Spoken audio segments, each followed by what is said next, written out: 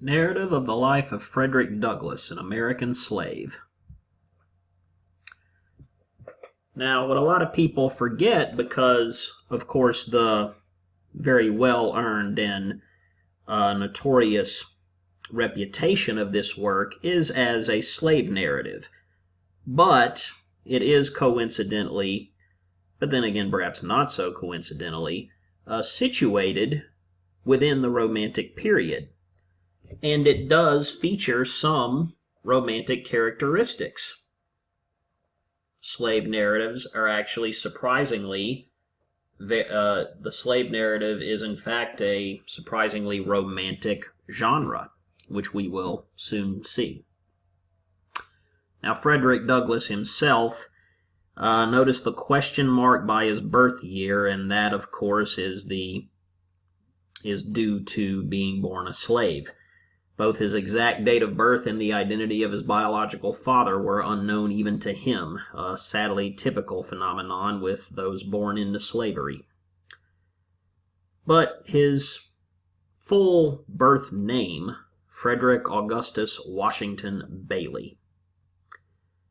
And much more versatile than most people realize. It certainly would have been enough if he was anti-slavery and pro-civil rights, but he was also notoriously pro-women's suffrage. Helped to fight for women's right to vote.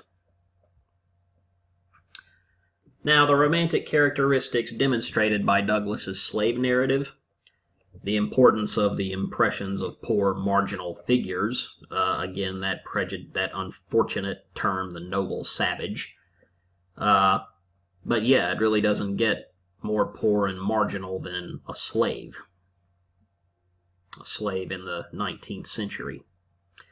Direct, plain, and authentic language, often brutally so throughout this text. He certainly doesn't dress it up. He deals very plainly with describing the atrocities and just the sorrow and the very negative psychological states obviously associated with slavery. Focus on feelings. Obviously sensibility is a part of this, which is going to contribute to the human identification, the power of pathos in the text. Certainly the importance of the individual, because it's all about the young Douglass's, will.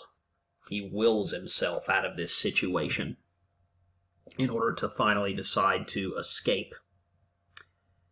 The importance of the emotional, psychological process of reading and writing. Now, this as a characteristic, when you read it under just the characteristics of Romanticism, seems almost like a throwaway, but wow, for this story it is especially appropriate. This is especially appropriate to the relationship between slavery and reading because, of course, it was illegal and considered very threatening for a slave to educate himself or become educated in this way, as Douglass talks about at length, you will see.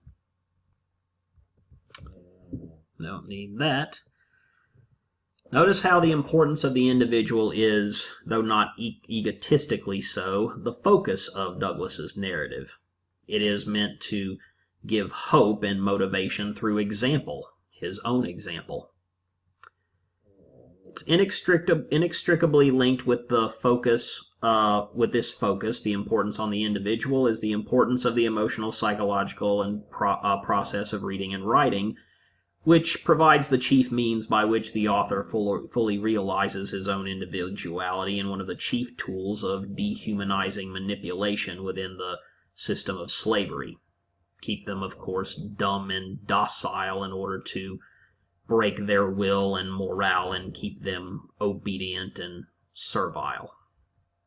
But once you become educated and learn how to read, not so much.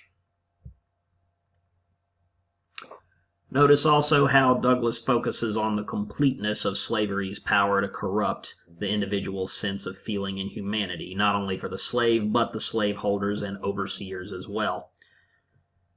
You have the slave's sense of family bonds and own sense of humanity. Sophia Auld, that would be one of the slave owner's wives, who was quite nice at first, but her change from kindness to cruelty based upon her husband's wishes and power. Overseer's true subservience to slaveholders and plantation owners. You will see this is something that even the young Douglass comes to understand through his altercation with one Edward Covey, a particularly mean overseer and slave breaker. He understands that there is an actual class element within the system of slavery, because of course overseers do not nearly have the kind of power as their employers, the plantation owners, do, and the slave owners, of course. But we will talk more about that as I respond via announcement to what I see on the discussion board. And the excused and unacknowledged physical and sexual abuse and even murder of slaves. Don't know why that's there.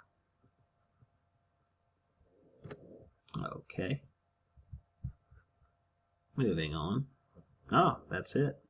Good luck on those discussion questions, everyone.